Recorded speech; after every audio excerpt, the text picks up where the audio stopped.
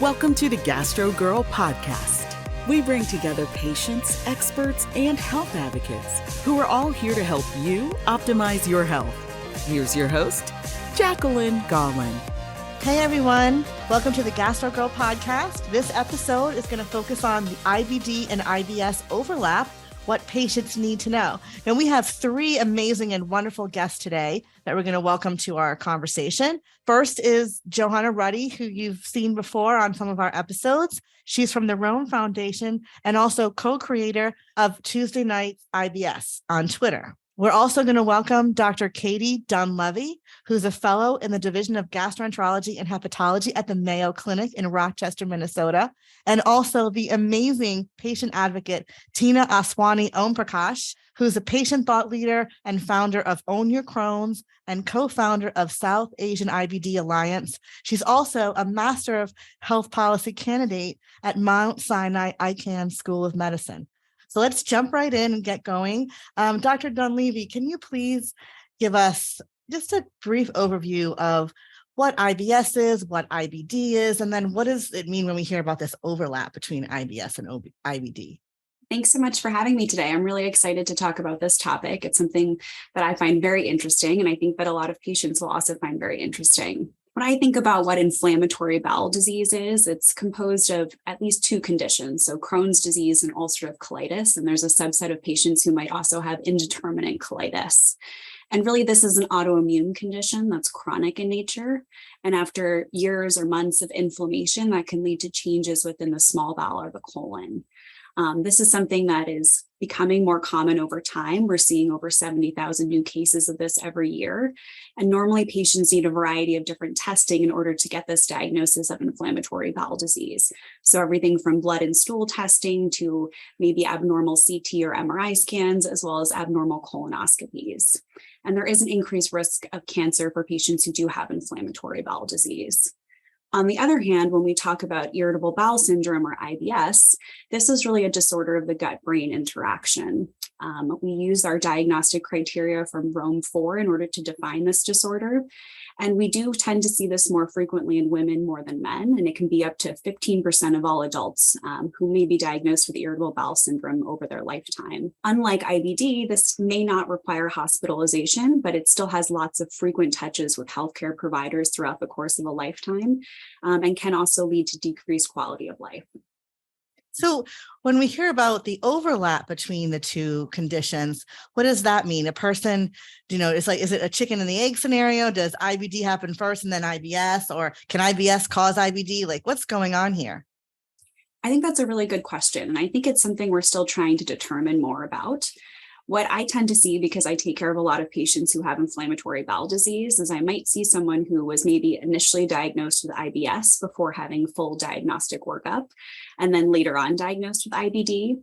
Or sometimes what I see is patients who were diagnosed with IBD at a younger age, and then their disease becomes well controlled over time, so they don't have as much inflammation anymore, or we call that in remission. And then those patients may still develop either new symptoms or persistent symptoms, despite not having that inflammation in the colon anymore.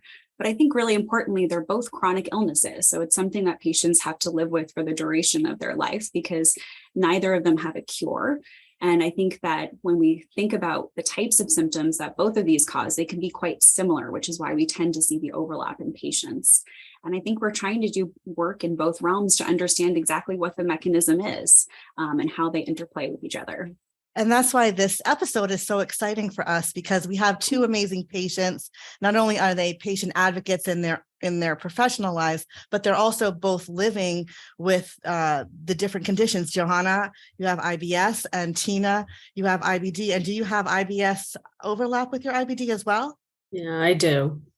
Can you explain a little bit about your patient journey and what were you diagnosed with first? And, tell us what happened.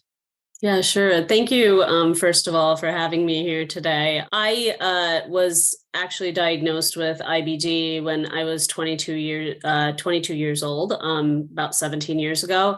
And I remember suffering from chronic constipation pretty much all my life. It only sort of flipped the switch when I started having IBD-related symptoms. into like more of the diarrhea type symptoms. So I actually think the IBS diagnosis may have been missed for many, many years. I had a lot of GI symptoms in my teenage years and extraintestinal manifestations throughout my childhood, but I wasn't diagnosed until 22 because I didn't have insurance and there was no ACA back then. I would say my IBD journey was so grueling and exhaustive with how it went from mild to severe very quickly. And I had 20 surgeries in a period of 7 years. Oh my goodness. From 2008 to 2015.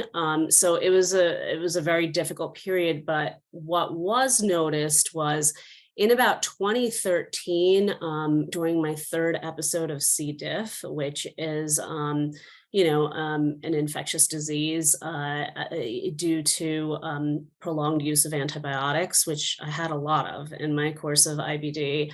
I developed C. diff 3 separate times in my colon, then in my J pouch, then in ostomy too, so in my small intestine as well.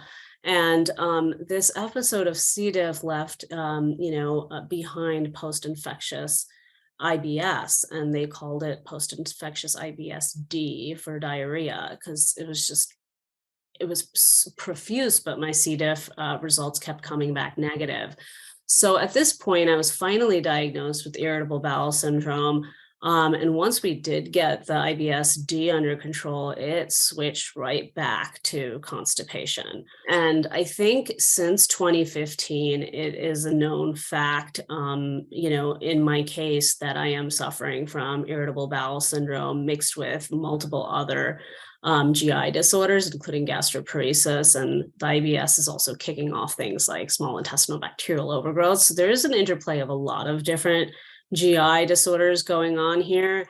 But to date, now that it's 2023, I think it's pretty well known fact in my case that I do suffer from IBS-C for constipation.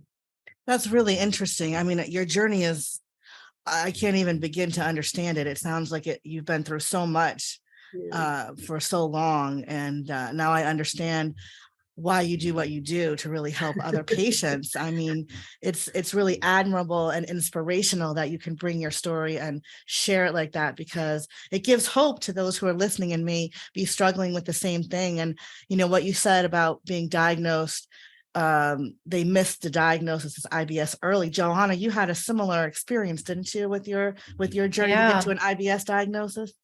Well, and Tina and I both share that post-infection IBS diagnosis with diarrhea. And interestingly, after being treated for the post-infection with diarrhea, mine also turned around into constipation. So now I absolutely have IBS with constipation. That's a daily struggle to kind of make sure that that's under control.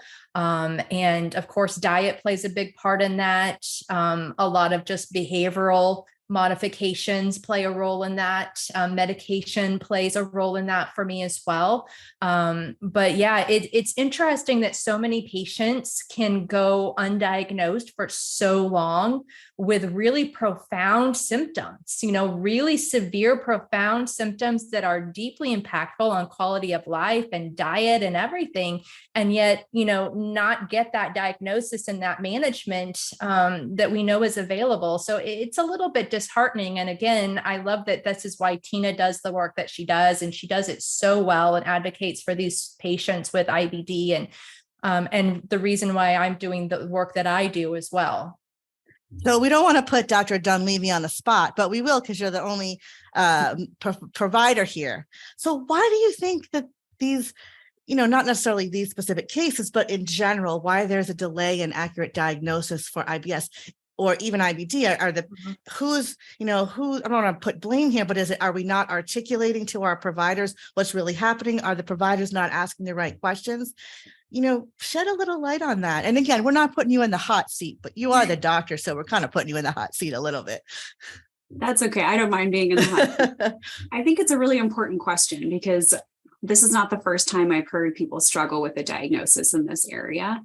And I think part of the issue is for irritable bowel syndrome, we have a clear criteria from Rome 4. But for patients with IBD, I think clinicians struggle a little bit to understand what symptoms could be contributing to an irritable bowel syndrome picture. And there aren't as clear clinical criteria as those that we use for patients who just have irritable bowel syndrome alone without other GI manifestations. And I think this is becoming more well known, and this is part of the issue, is that we need to kind of shout it from the rooftops that these conditions can go together. And so patients will bring up these types of symptoms to their providers. I know that a lot of physicians, especially who take care of patients who have inflammatory bowel disease, the main concern is always, is there inflammation? Are there complications? Do we need to escalate the biologic therapy? Do we need to think about surgery? And for a lot of our patients, we can see a very severe type of disease. And so for many doctors, it's probably a relief to see that there's no inflammation. But just because there isn't inflammation on a scan or on an endoscopy doesn't mean that the symptoms the patient is experiencing aren't impacting their life and their mental health and contributing overall to their touches with healthcare. And I think that's where our focus needs to shift is, yes, it's good that there's no inflammation, but we also need to give patients a plan going forward that's personalized, and we need to acknowledge that their symptoms are valid and that it's something we need to be treating more aggressively, in my opinion. And how, Tina and Johanna, for patients, what can we do better when we go to a doctor's appointment? What can we do better to maybe explain what we're feeling? And again, we may be waiting 6 months for an appointment, and during the 6 months, our symptoms can flare and stop. And so we may not feel the intensity in that moment that we're in the doctor's office. So we may not be really articulating what's happening to us. So what are your suggestions for patients to really how they can better talk to their doctor about what's going on? What I do is, because the reality is it might take 3 to 6 months to get in to see your doctor, is what I'll do is I'll make notes, even if it's just on the notepad of your computer or, in your email drafts or something, for when I see my doctor next, hey, this was going on. Is it urgent, or is it something that may need attention sooner? If so, I will message my physician over the portal, over my chart usually. So it really depends, but I would say that if you're having symptoms that are extremely uncomfortable or are causing a disruption to your daily life or work or school, you do need to escalate it and not wait the 6 months. That's what I would say. But if it is something that's annoying, but can be dealt with later, I think that's totally fair to message via the portal. And Johanna, we did a recent episode with Dr. Drossman, and it was such a fabulous informational episode for patients and providers. And you talked about some really powerful ways and tools, and especially about the embarrassment factor. You do a great job with this. Talk a little bit about that and how patients can, not feel embarrassed and why they shouldn't feel embarrassed, even though it is embarrassing sometimes. What are your tips for that? Well, I know, I feel like I'm the queen of getting over embarrassment. Because it's true. I mean, many of us feel embarrassed talking about these symptoms, even though they are so impactful. And we feel like, gosh, we feel shame at having experienced these symptoms or shame just talking about them to a stranger. But, I really encourage patients to recognize that your doctor has heard all of this and more. So there's nothing that he or she is going to hear from you that they haven't heard before, that they haven't dealt with before. Every patient has these sorts of descriptives in different degrees, right? And so for patients to understand that and kind of drop that shame, but also in terms of preparing for your visit, I agree with Tina. If something is new, escalating that is really important. Letting your provider know, hey, this is a new symptom, or hey, this has really gotten worse since I last saw you. But then just in generalities, just kind of diarying, what your symptoms are from day to day and what tended to make them worse or better, what you may have eaten that may have contributed, or your level of stress that day, because I know for me, that's a huge impactor of my symptoms. Yeah. So, just kind of keeping track of all of this, obviously not too detailed every day where you're like hyper vigilant about this, but just kind of when you're getting a flare, just writing that down, because as you said, it is hard to remember sometimes when it's been 4 to 6 months in between a clinical visit. Yeah. And maybe by the time you see your doctor, you are feeling better. And so you're like, oh no, I'm good. I'm all good. But the reality is they need to know kind of, from the time they last saw you, how things have gone. And I think that's important to determine your treatment as well, because sometimes treatment can be altered or modified based upon how you're doing at that point in time. Yeah, we're going to get into that right next, but I think Tina has something to add to this conversation.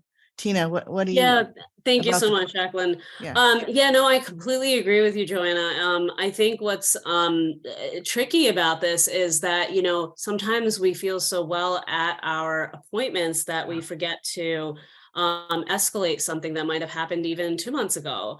Yeah. So I would always encourage patients to please bring up how you felt, those symptoms, make sure those symptoms are written down, because the reality is the next time it happens, you may not be seeing the doctor again. So it's important to have a treatment plan in place for those kinds of symptoms so that you feel better more quickly.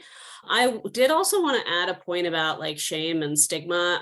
I realize that these are really difficult things to talk about. And I've had many friends now who deal with IBS separately, of course, from IBD as well, who will be wearing diapers while driving to work, and out of fear, of accidents, et cetera. And I've definitely been there. I will just say a lot of them have not sought even a diagnosis or even sought GI care. And I think this is really, really important to escalate via your primary care physician. How do you even get to the GI? You have to generally talk to your primary care physician. There is nothing to be embarrassed about. Everyone poops. And, if you're having constipation for several days at a time, which is another thing that I hear a lot, it's important to get on top of that. These are, we might think that this is not serious or it doesn't need attention right away, but that's actually not the case. We're seeing, like Dr. Dunleavy was saying, we're seeing, rising cases of IBD. We're seeing a lot of cases of IBS around the world. I think it's very important to seek treatment. There is help out there. It isn't just medication. There's a lot of things that you can do. And I'm sure we're going to be going into that in just a little bit as well. Yeah, I those are so important, what both you and Johanna said.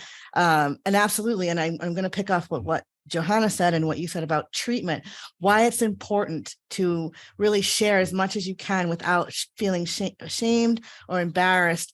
Dr. Dunleavy, can you explain to patients why it's important for them to be candid with you in order to get not only a proper diagnosis, but an accurate treatment, especially when we're dealing with something like this overlap, because there are different medications that a patient, biologics, whatever, for IBD, and but they could be experiencing symptoms of IBS. So can you explain why it's so important to have this candid conversation?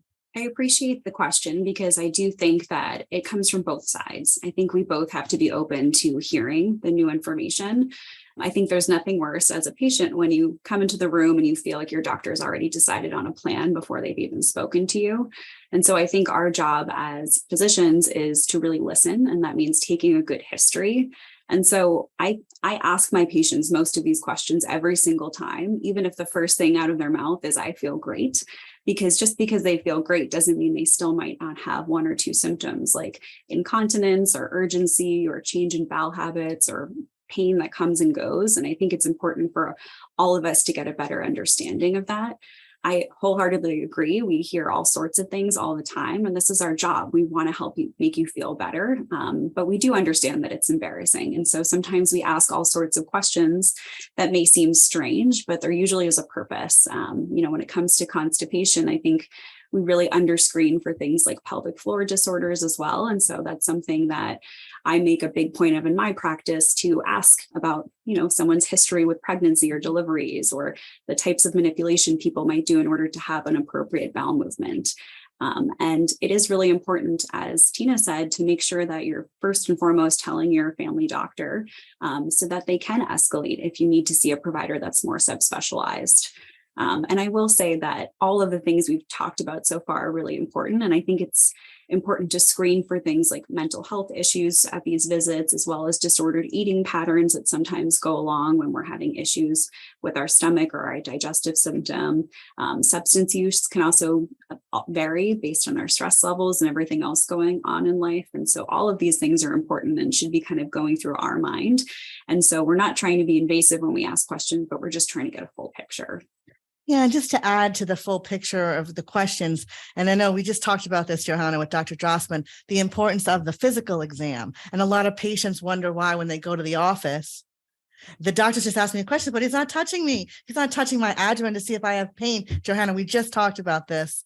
Dr. Dunleavy, do you have any suggestions for maybe patients? And it might be hard to maybe ask, how do you ask the doctor, can you please, examine my belly, or please, make sure that everything's feels okay without, again, the embarrassment issue? Definitely. I think it is very important for physicians to do physical exam.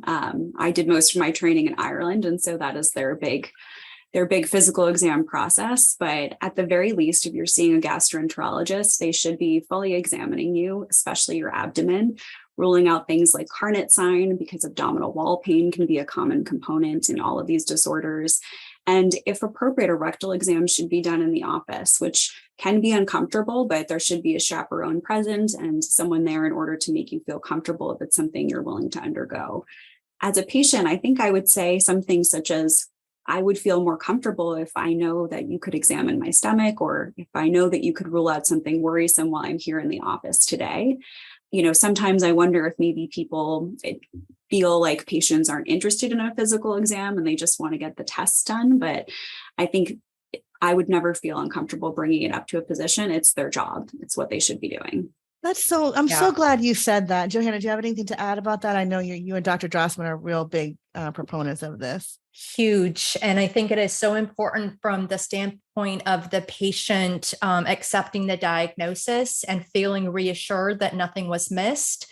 And we know from studies that, patients feel a sense of reassurance when there's what's called laying on of hands, right? That the doctor has been thorough and done a head to toe evaluation. And so, I think it's just as important as taking a good history is doing a physical exam. And that can vary, as you said, but I think, also the digital rectal exam is so important for patients, particularly with constipation issues.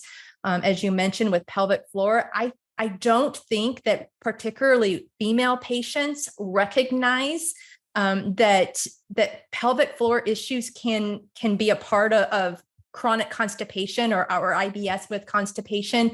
And they just think that's normal. Even patients without IBS, women who have pelvic floor weakness or incontinence or other issues think that's a normal part of aging. And I just want to shout from the rooftops, that's not normal.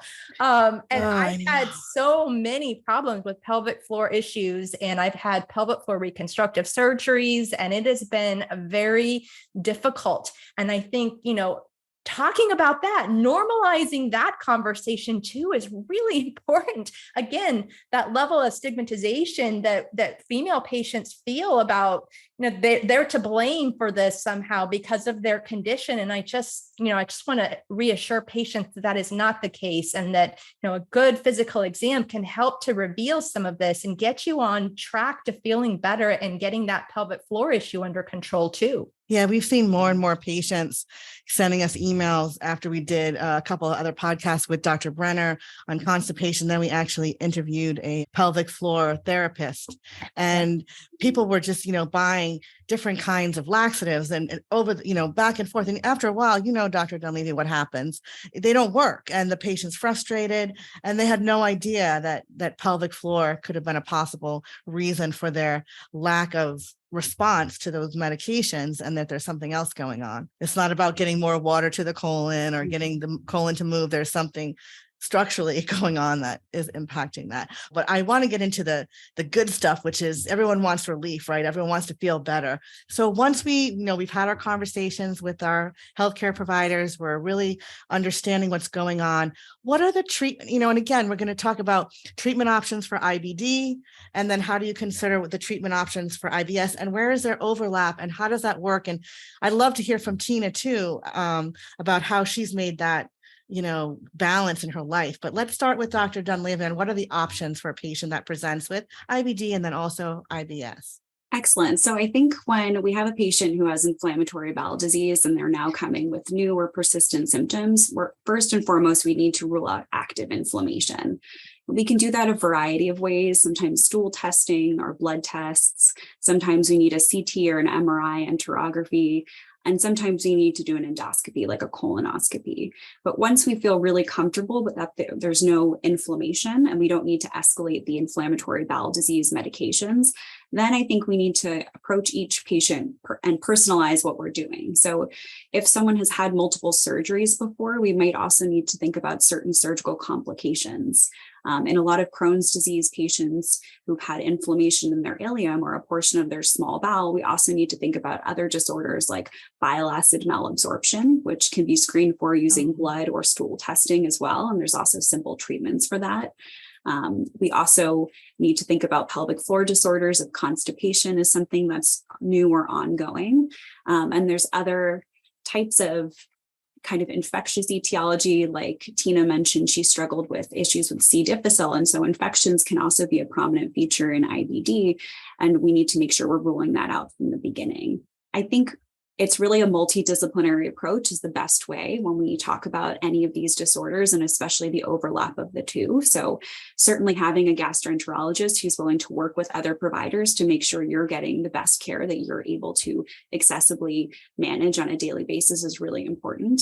I will say that I'm not a dietitian, so I'm not going to give in-depth advice about diet, other than, we do know that sometimes when patients have irritable bowel syndrome, maybe avoidance of lactose can be helpful. But I feel like referring to someone who I trust is the best way to go when it comes to things like that. What I tend to do is approach whatever symptom is most prominent for the patient. So say if it's diarrhea or constipation or abdominal pain or bloating, trying to focus on what's bothering them the most on a day-to-day basis, because a lot of the treatments we use can help more than one type of symptom. And I think that's what I tend to do, is start with things that we can help solve. So if we need the stool to be less liquid, then focusing on treatments for that. Or if we need to try to improve how many bowel movements someone is having, focusing on that.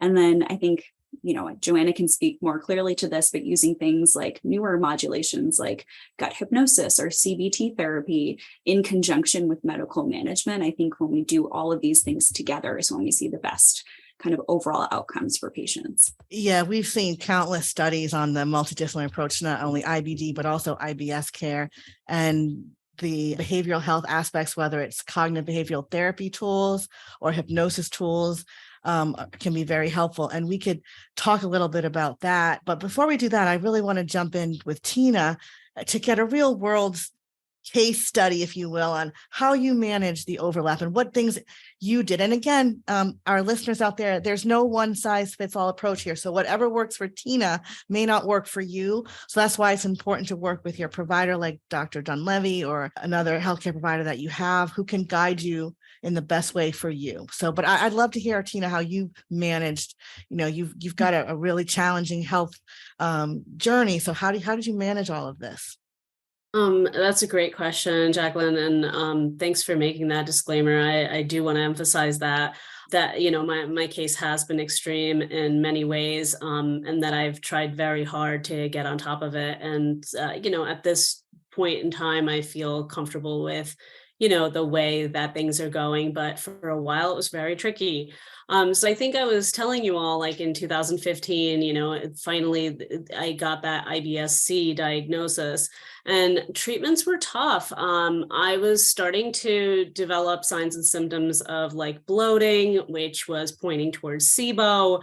And we were trying to get the bloating under control. We were trying to get, the small intestinal bacterial overgrowth under control. And I was responding, to be fair. It was just very challenging because I have an ostomy.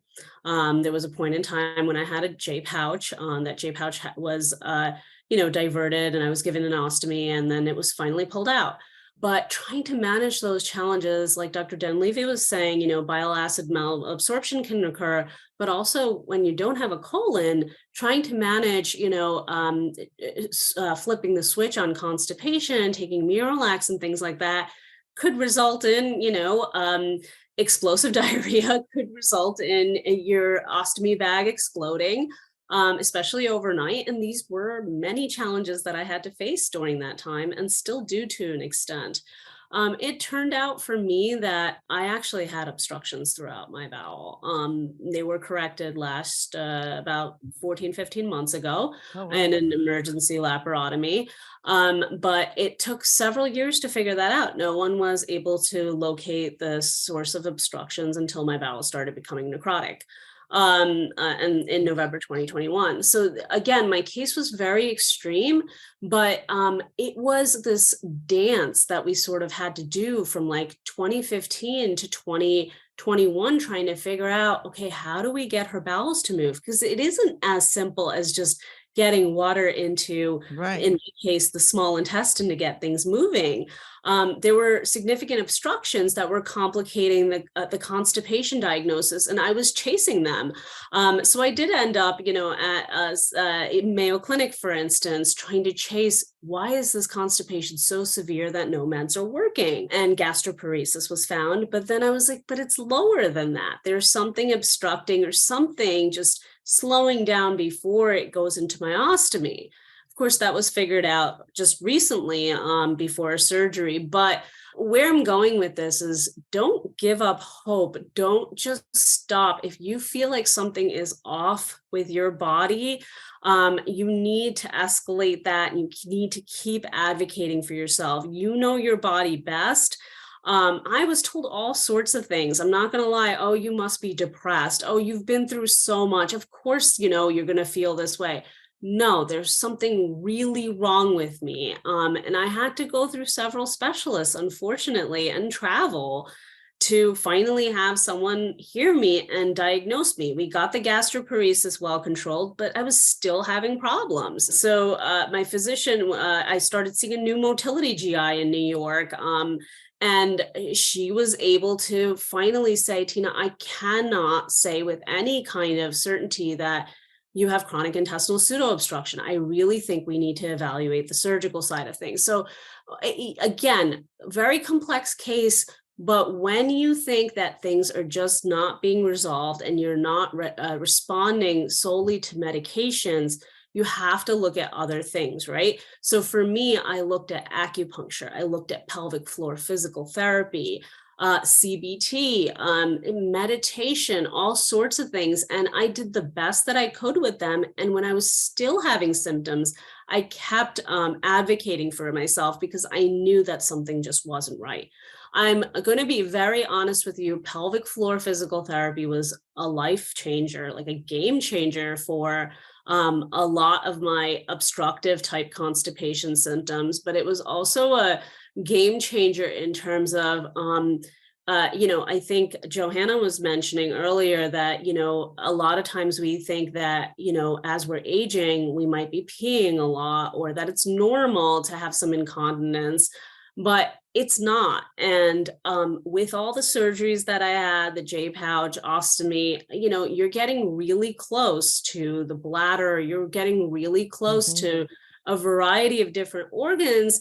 And, in my case, that was leading to pelvic floor dysfunction. And I was peeing like every half an hour. And it felt like I had a UTI all the time. But there was nothing growing in my urine samples.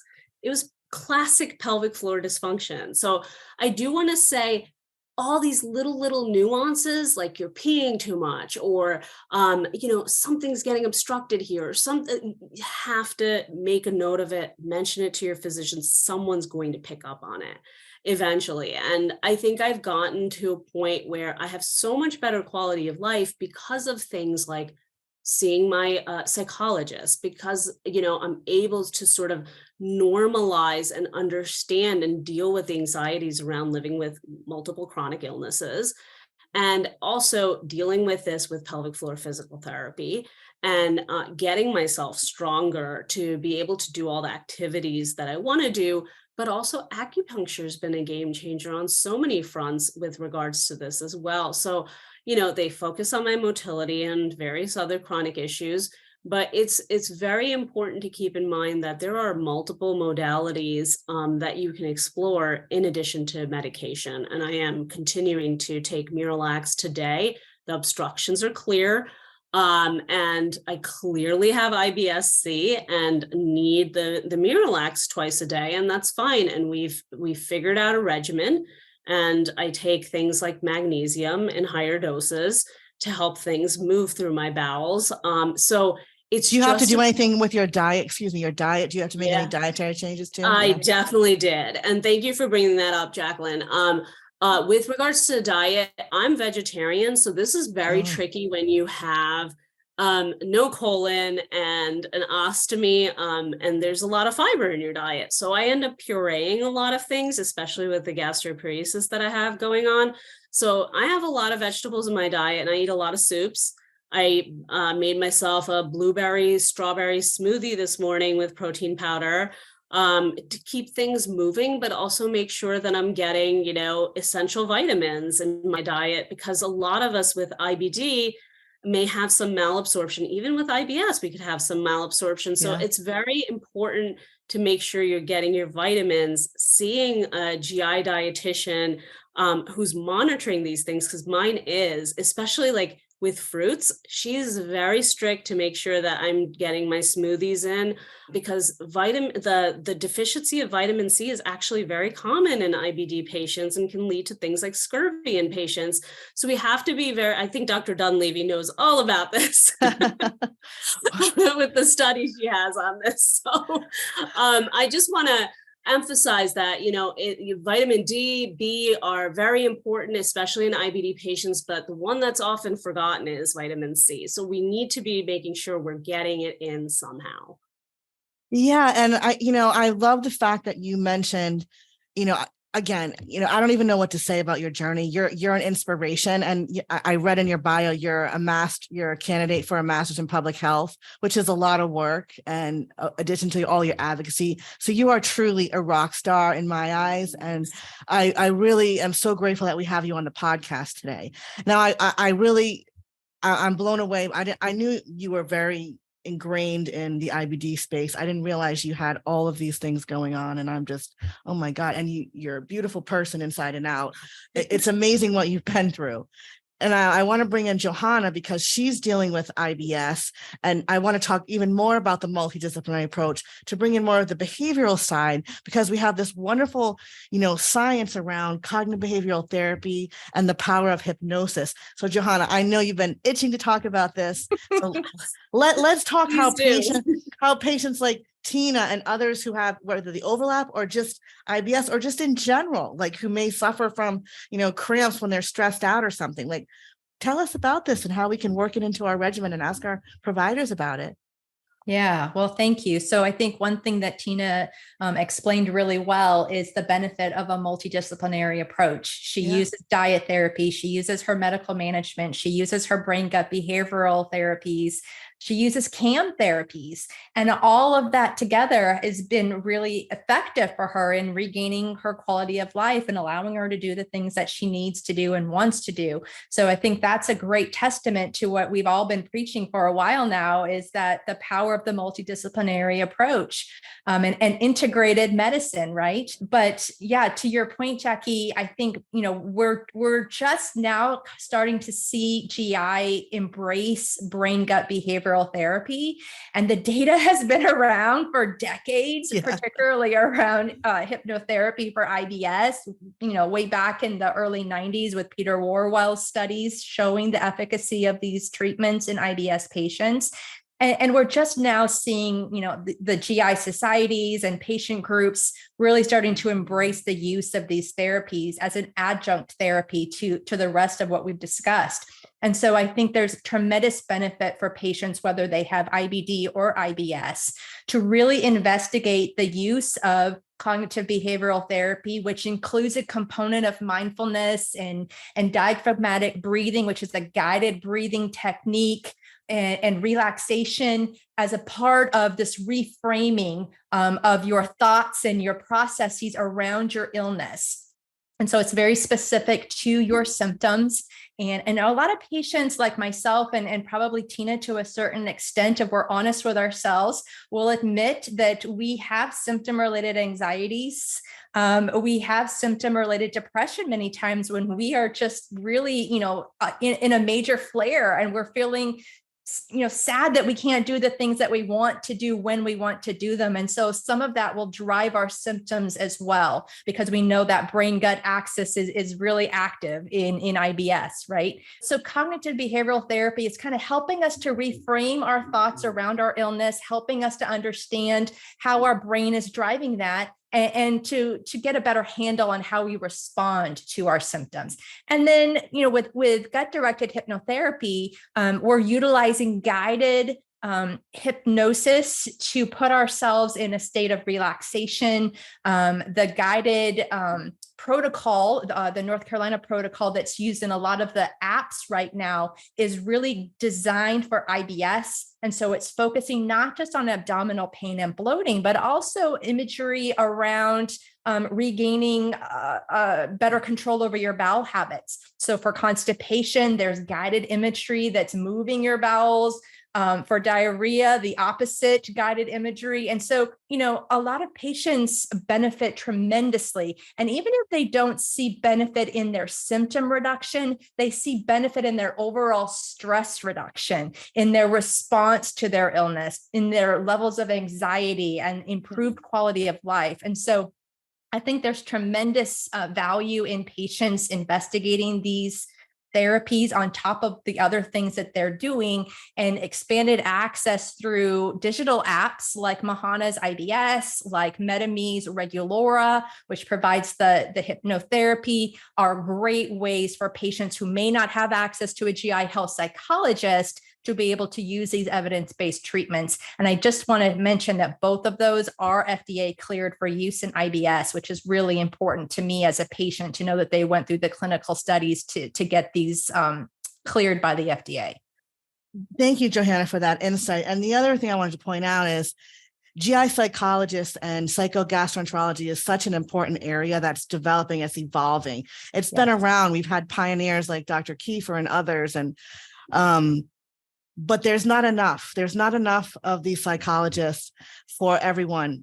So I say that because it's important to know about these the apps, the digital apps that are very powerful. I know on GI On Demand, we have Dr. Megan Reels that's identified some as well.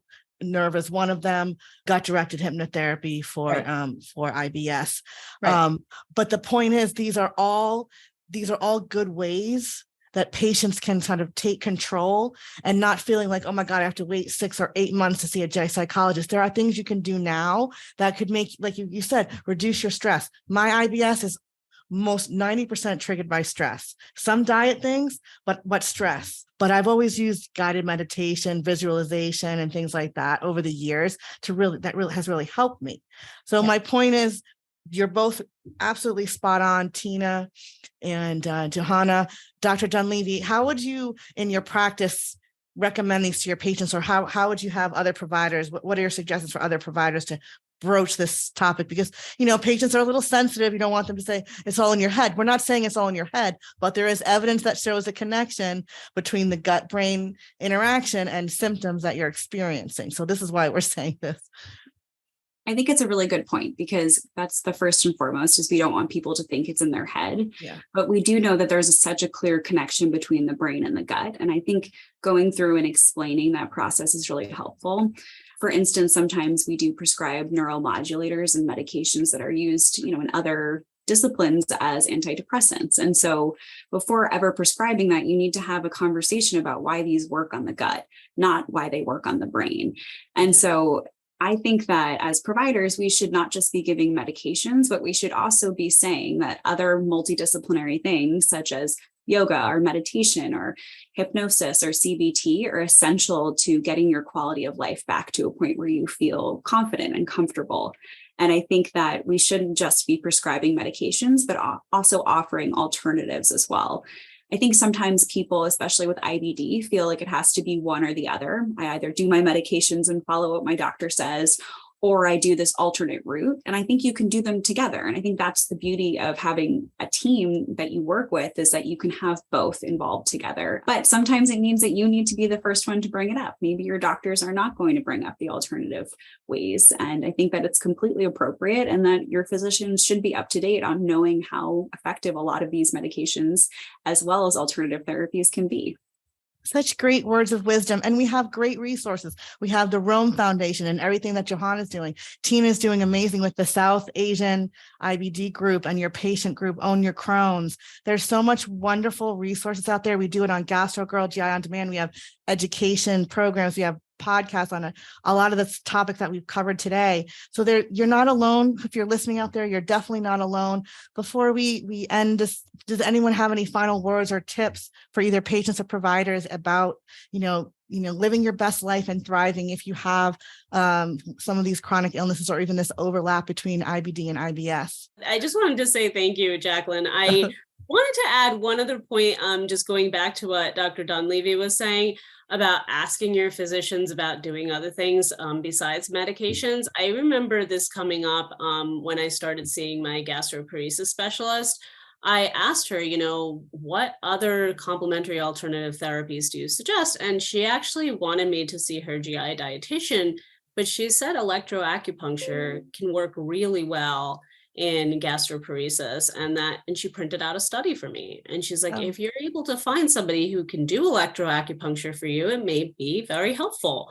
So these, unless we ask, oftentimes we're not going to, be able to get the answers that we want. Rather than Googling, I would always suggest talk to your physician first.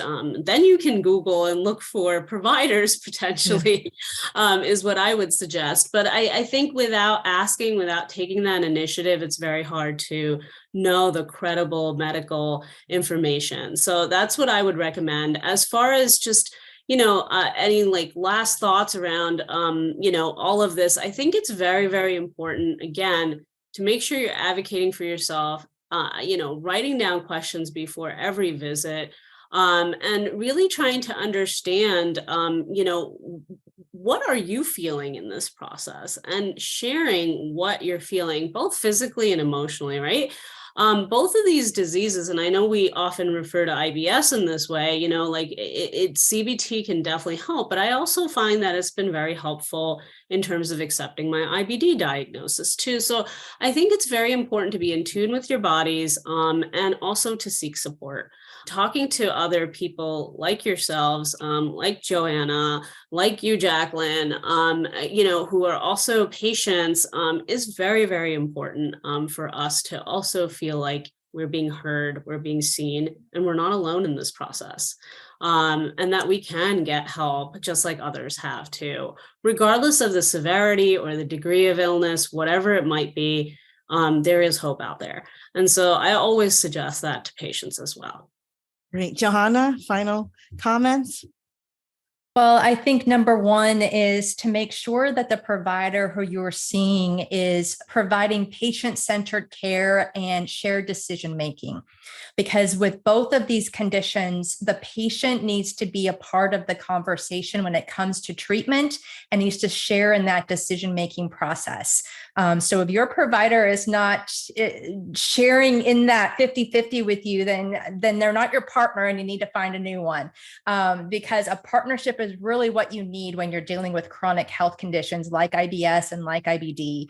And so I encourage patients to continue that self-advocacy. I second what Tina said, being honest and open with your provider. And also, the community support. I think that's huge for so many patients who think they're the only ones who are living with these conditions and going through these symptoms. And that's just not the case. And so, reaching out to patient support groups like Tina's, like IBS patient support group that our friend Jeffrey Roberts has. Rome Foundation provides a great amount of education for patients. Of course, Tuesday Night IBS now providing a lot of great information for patients. Your site, Gastro Girl, GI On Demand, there's so many. But be careful, vet what you're looking at online, people, because, make sure you're finding evidence-based education, because that Google search will take you down a rapid rabbit hole real quick. Yeah. So make sure that you're getting good advice and good education from really verified sources. And just to be fair, anything else, Dr. Dunleavy, before we go? I would just emphasize what both Joanna and Tina said, that you know your body best. If you feel like something is wrong or you're not getting the diagnosis that you need, please seek other opinions. There are lots of providers out there who are willing to start over and think through what you've been going through, no matter how long your illness has been going on for. And so, although it may take more effort on your part, I think it's well worth it. And you really should find someone that listens to you and makes sure that you're at the center of every decision that's being made. And I 100% agree with all of you. This has been so wonderful. It's been so powerful. I hope all of our listeners out there really find value and hope we can continue to collaborate, because I think when they see, the advocates collaborating and being on the same page with the providers, it really shows a unified front and that you're not alone. And there's many different ways to experience a GI disease or condition. And there is no one size fit all. So thank you very much, everyone. And I look forward to doing this again sometime. Thanks, Jackie. Thank you. Thank you. Thank you for listening to the Gastro Girl podcast. For more information and resources, please visit gastrogirl.com. Do you have a question for Gastro Girl? Please email podcast@gastrogirl.com. The information, opinions, and recommendations presented in the Gastro Girl podcast are not a substitute for medical advice from your healthcare professional. Please consult a licensed clinician in your state regarding all matters related to your health.